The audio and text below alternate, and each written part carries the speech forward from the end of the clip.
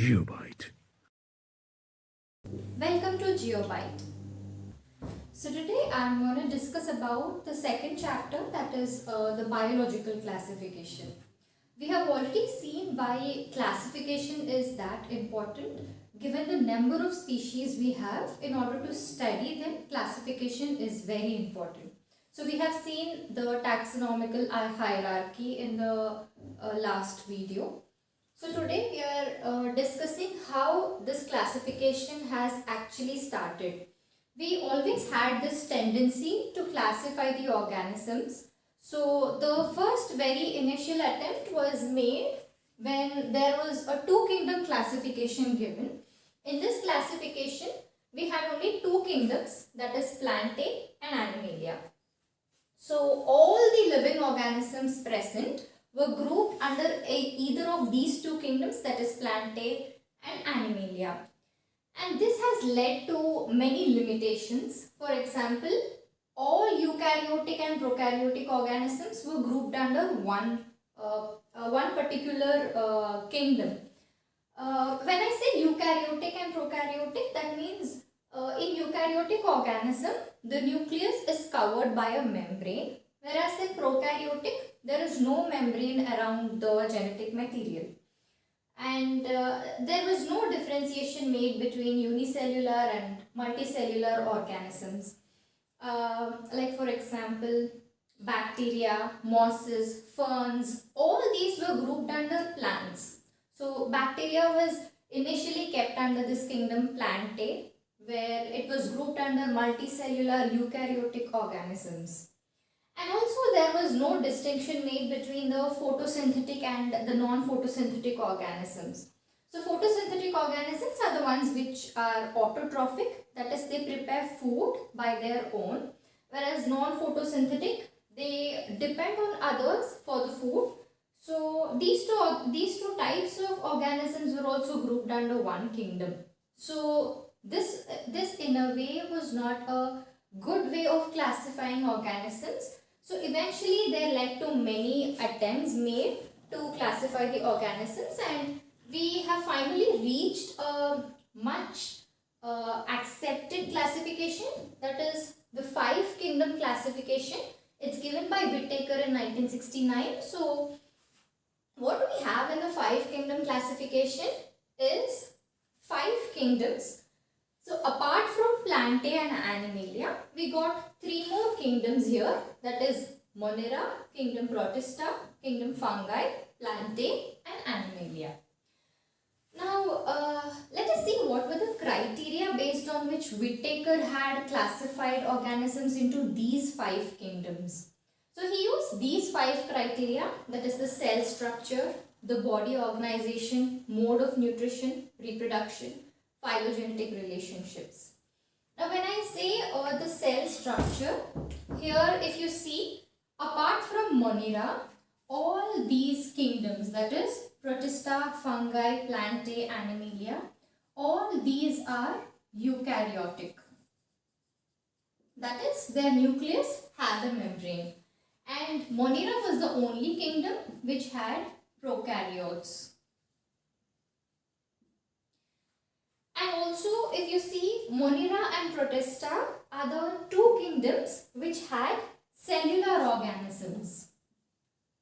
Cellular meaning they are single cell organisms, whereas in Fungi, Plantae, Animalia, you see multicellular organisms, and in Animalia even you see tissues and organ systems. So this is how he used to he used these criteria to classify them. When it comes to mode of nutrition, you see fungi, they are absolutely saprophytes, that is they absorb the food, that is they are heterotrophs, they do not synthesize. But Plantae is completely autotrophic. Of course there are a few, we'll discuss about those exceptions. So Animalia, we see they are heterotrophs, that is we come under Animalia, we cannot synthesize food on our own. We take it in the form of, we ingest food. So these are the different modes of nutrition: autotrophic, heterotrophic, saprophytic. So depending on these modes also, he has classified organisms in different kingdoms. Phylogenetic relationship is nothing but looking back at the evolutionary aspects. So, a few organisms have been derived from a common ancestor. They will be grouped under one particular group. So, that is where you study the evolutionary relationships of organisms. So, this is more or less the classification. In this chapter, we will be discussing in detail about the kingdom Monera, where you will discuss about all types of bacteria. So practically all bacteria come under the kingdom Monera. Then we see Protista, where you see single-celled eukaryotes. So Monera is single-celled prokaryotes. Protista are single-celled eukaryotes. So in Protista you see different organisms like protozoans and all. And fungi is the third kingdom, which I will be discussing in detail. So the fungi are the heterotrophs. So we'll be seeing what are the different types of organisms in that. And then we see Plantae and Animalia over there. These are huge, the vast kingdoms, I can say, when compared to all. So they are chapters in themselves. So we will be discussing them as separate chapters, although I'll be giving a brief introduction to them. And then finally, we'll be discussing about viruses. Viruses have not been included in any of these kingdoms. So I'll be dealing that at the end of this chapter, and we'll see why is it not included in any of these kingdoms. So let us start with the first kingdom, that is the kingdom Monera. So the first kingdom, kingdom Monera. Monera has bacteria as sole members. So all the organisms under Monera are bacteria. Now bacteria are the most abundant organisms in our nature. We see them in the extreme habitats, be it in salty oceans or deep oceans, even in the hot springs. We find them in extreme habitats, cold, hot, whatever. Now based on the shape, we see there are different types of bacteria. So the first one is the cocci. So cocci are the bacteria which are round in shape. So they look similar to this. And then we have the second type, bacilli. Bacilli are the rod shaped bacteria as you see here. Then we have vibrio. Vibrio are the comma shaped bacteria as you see here. And then we have spirillum. Spirillum are the spiral shaped bacteria. So these are the different bacteria which are classified based on their shape. Then microscopic. You need to keep that in mind. Next we have based on nutrition. We have autotrophic, heterotrophic. Autotrophic organisms, that is autotrophic bacteria, they prepare food on their own using chlorophyll and photosynthesis. So that's the process. So when they use photosynthesis for their autotrophic nutrition, they are called photosynthetic autotrophs. And in autotrophs, we have another type, that is chemosynthetic autotrophs. Here bacteria oxidize the inorganic nitrates or ammonia, and they produce ATP, that is energy out of this oxidation. That's when they are called chemosynthetic autotrophs.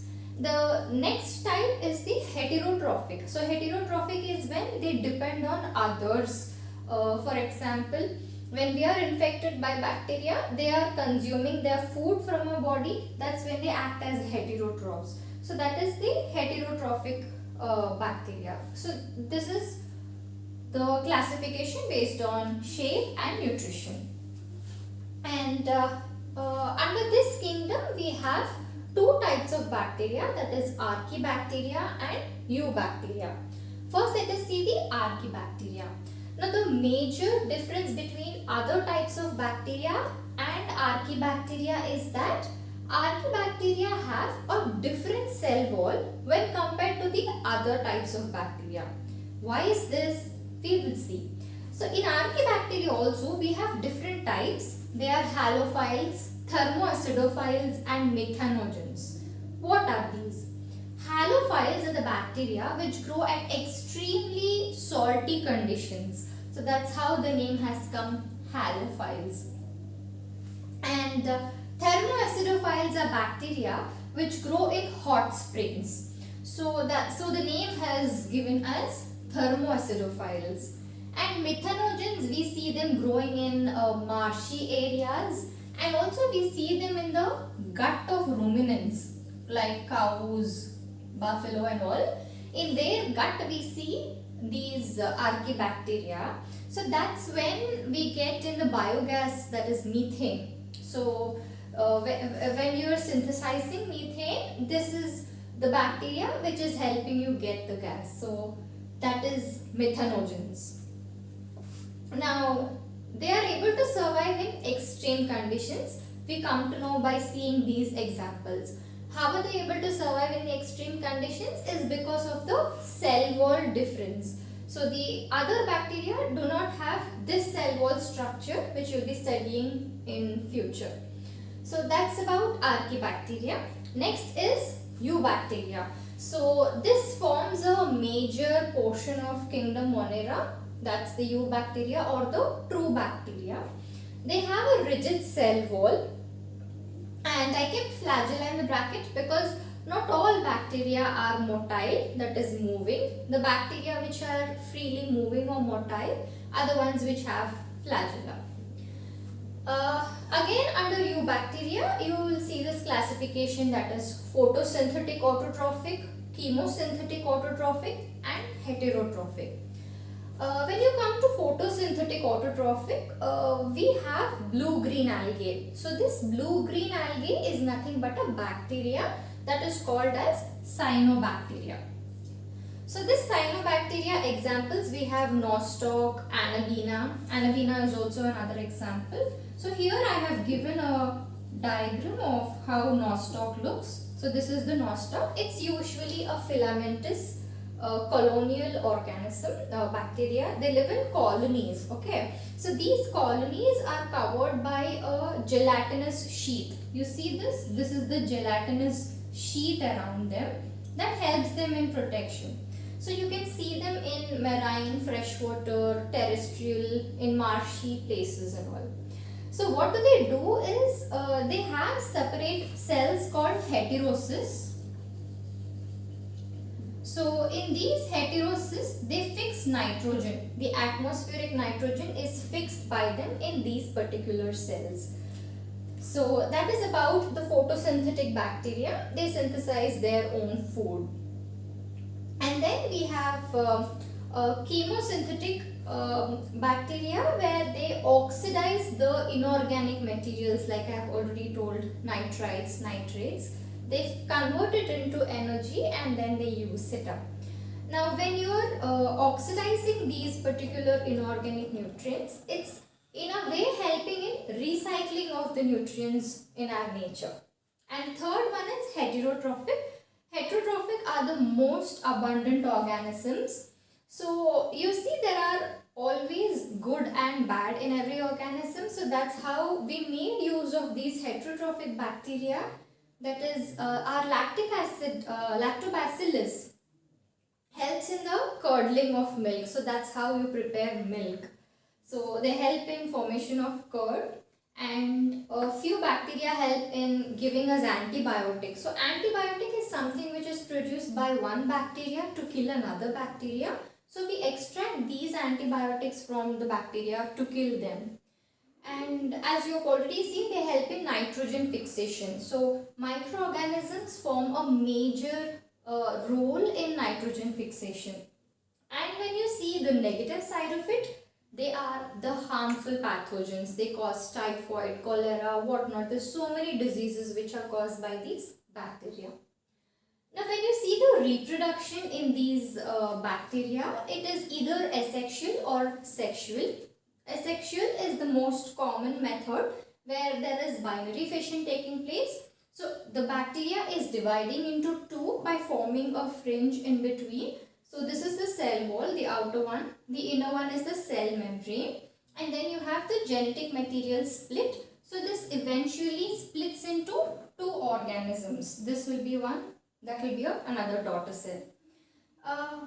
And when it comes to sexual reproduction, there is a type of primitive DNA transfer happening in the organism.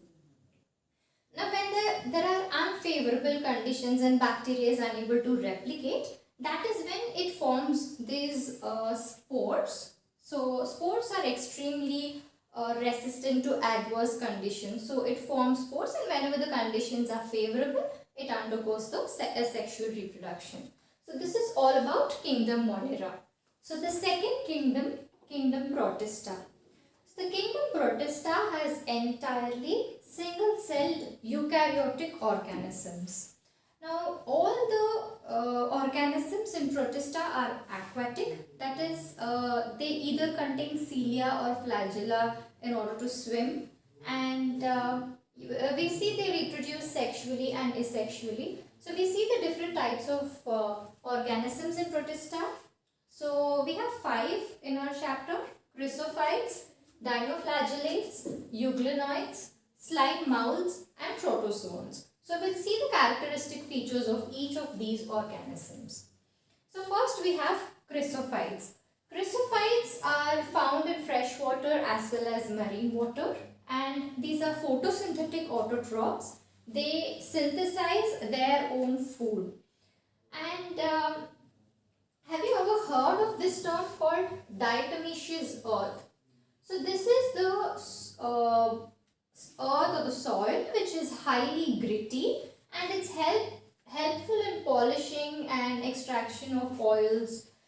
Now how does this even form? We have organisms called diatoms. Diatoms are nothing but chrysophytes. So these diatoms, they have their cell wall in a soap box kind of a form, that is, they close like this, and the cell wall is made up of, it's embedded with silica, and as the organism dies, it leaves away this deposits of the cell wall wherever it has habited. So in the habitats of diatoms, you can see that because of the silica present in the cell wall, the entire place is gritty, and that's called as the diatomaceous earth.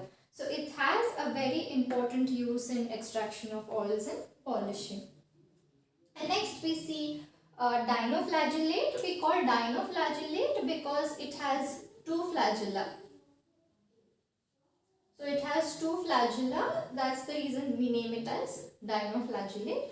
They are entirely marine organisms and photosynthetic autotrophs, since they synthesize their own food. Here the interesting thing is red tides. Have you ever heard of red tides in seas and oceans?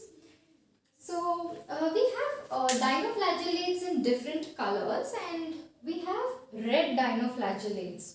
So what's the speciality of red dinoflagellate is that they replicate so fast that the entire water body becomes red in color due to their huge population, and they release toxins which are harmful for fishes. So when there is a huge population releasing huge number of toxins, they kill fishes. So red tides are always harmful for fishes.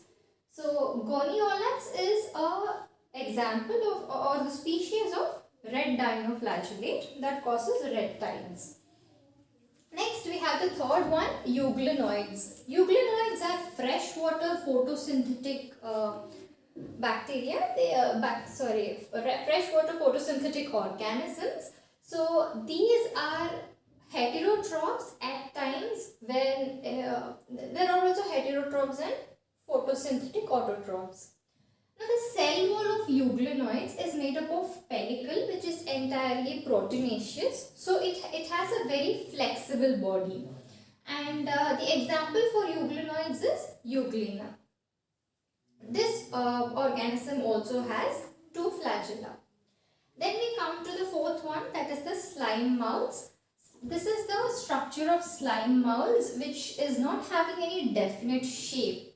So how it consumes food? The mode of nutrition is saprophytic. Saprophytic nutrition is a type of heterotrophic nutrition where the organism extends itself, forms a vacuole, and then it ingests food. So that's how it happens. It absorbs the organic material around itself into it. The special feature of this organism is formation of plasmodium. So plasmodium is nothing but the extension of the organism. So the organism which is like this, it forms plasmodium, which it's like plasmodium is like extending its feet several meters away, and then whenever conditions are not favorable, it forms spores like this on the fruiting bodies. So these circles are nothing but the fruiting bodies, and on these fruiting bodies we find spores. So as we've already discussed, spores are resistant to adverse conditions. And the last one is the protozoans.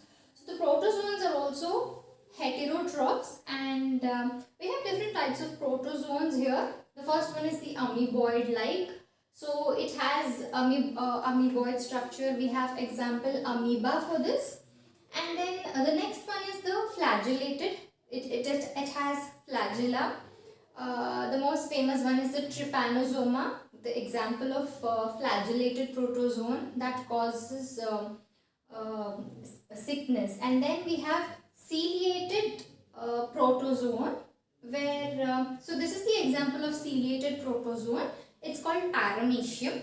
It has cilia all over its body, which helps the body to swim through. And then we have sporozoans. The example of sporozoan would be the most famous Plasmodium vivax, which causes malaria. So these sporozoans have a spore-like stage in their life cycle, which is the infectious stage. So these are all the different types of protozoans, that is the amoeboid, flagellated, ciliated and the protozoans. So all these together come under the kingdom Protista, that is the single-celled eukaryotes. The remaining topics will be discussed in the next video. Thank you for watching. Please do like, share, comment and subscribe. Geobite.